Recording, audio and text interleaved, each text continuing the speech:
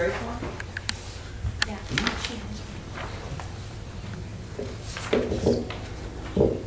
Good. Well, let's go ahead and get started. These handouts I've given you are formulated to lead us into a discussion of what I said last time we would undertake, and that is a discussion of the rudimentary parts of grammar, English grammar. Remember, I said last time that if we would understand much of Greek grammar, it's very important that we first understand English grammar, because the terms are synonymous in many, many cases. I would say most cases. So what I want to do with our time this morning before we watch our R.C. Sproul video is, did I not give you one? Oh, I was in the Is cover this fairly quickly. You'll notice on the back portion of this I've included a glossary, and we'll talk about that a little more in depth than we will this preliminary English lesson. But if you'll notice there, let's just read what I've written there, back to basics. Since, as we learned, the verb is the most critical part of the Greek sentence, it is crucial that we learn the necessary terminology that will help us to identify verbs of different tenses, voices, and moods. One of the most effective ways of accomplishing this is to refamiliarize ourselves with the principles of basic English grammar. Today's lesson will begin with the present tense verb. The present tense of a verb is the verb itself and its ing form. The present tense shows a present fact or an action progressing. The ing verb always comes as a verb phrase. For example, I walk, I am walking, or she sings, she is singing. And I've provided a little exercise there for you. See if you can identify the present tense verbs and the verb phrases in the following examples. Let's take the first one. I eat breakfast every morning. Is there a verb there or a verb phrase? It's a verb. Okay, a verb. And the verb is? Eat. I eat.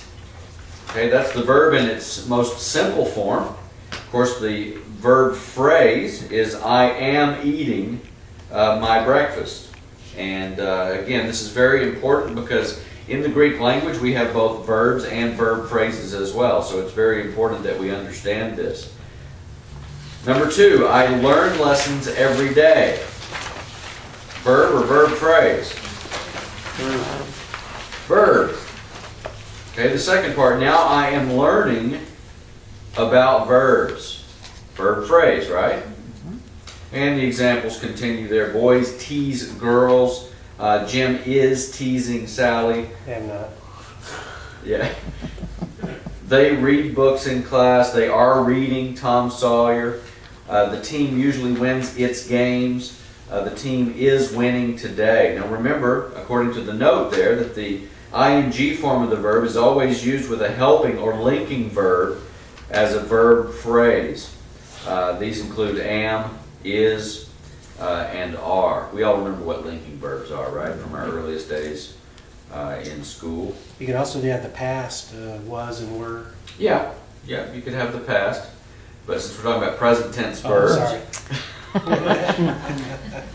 He's on video. not to cast you into irrelevance,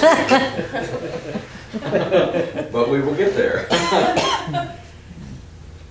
Okay, how about intensifying the present tense? Present tense verbs may also be used as a verb phrase when do, did, and does are used to intensify the meaning of the verb. For example, I do study hard. He does study hard, and I did study hard. See if you can identify the present tense verb phrase in the following sentences. It should be very easy. The birds do sing beautifully. She does know her mind. The team did score in the first quarter. Do help me. And number 5, the answer did help us. Now, when the sentence is in the form of a question, it's important to understand that the word order is sometimes reversed. Do you sing on key? Does this jacket come in red? Did you bring your books today. All of those are in question form, and therefore the word order changes slightly. And the same thing is true in many Greek sentences. The word order will change. As we know that in the Greek language, the most important words are usually front-loaded in the sentence. They're pushed to the front of the sentence as if to add emphasis. And sometimes you can learn a lot simply by looking at the word placement in a Greek sentence and then looking at where the verbs are attached to that particular sentence. And so, again, we'll learn more about that as we go along, but it's important that we understand these distinctives in the English language if we're to have any hope at all of understanding these concepts in the Greek. Present participles. A participle is a verb form that ends in ing and may serve as an adjective in a sentence. Remember, adjectives are words which modify or explain nouns. See if you can identify the present participles used as adjectives in the following sentences. Number one, the barking dogs could be heard. What's the participle? Barking. Barking. Barking. Barking. And it modifies what noun? Dogs. The dogs. The dogs are barking, and the barking dogs could be heard. We went to the driving range. Driving. Driving would be the participle, and it modifies what kind of range you're talking about. Please turn off the running water. Running. Running is the participle, and water is the noun that it modifies. The students went on a fishing trip. Okay, fishing is the participle, and trip is the noun which it modifies. May I have some chewing gum? Gum is the noun. It's modified by what kind of gum? Chewing gum. Now I want you to notice something. These are all what are called adjectival phrases. In other words, these are phrases where this participle is used to modify a noun. There are other participles as well that we use in the English language.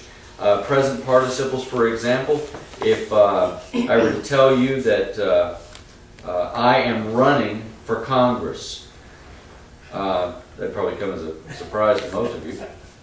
But if I were to say that, the word running there doesn't modify anything. It's simply a verb that's in the participial form because it has the ing, which means that I am dedicating myself to a continuous, ongoing action.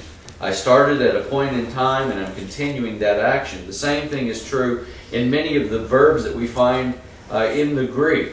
There are some examples where an understanding of these Greek verbs is very important. And one of the best examples I can give you is Matthew 28:19 and 20. In Matthew 28:19 and 20, we're told in the Great Commission, "Go ye therefore and make disciples of all nations." Right? What you don't understand about that passage perhaps is that those verbs there are actually present participles. And so that passage should really be translated, "Be going and making disciples. And as you are going, be baptizing them in the name of the Father, the Son, and the Holy Spirit." So it really opens up a little more clarity when you're able to go into the Greek and you're able to see, wait a minute, that's a participle. And you can imagine what the difference is, because if they were told, and I've heard this before, I've heard pastors and teachers who don't quite understand their Greek themselves say something to the effect of, well, the Great Commission was just given one time, they were expected to go and do this thing, and then it was over. In other words, they would go and they would challenge others to do likewise. They would replicate themselves in their disciples, and then these disciples would do that also, and then they would replicate themselves in others, and they would do that also. Now there's some modicum of truth in what they're saying there, but if you understand that these verbs are participles, it really casts a whole new meaning on this. In other words, we're not to go just once. We're not to go, therefore, and make disciples. And having gone and made disciples, that's it. No, the participle, and the Greeks would have understood this very well, the participle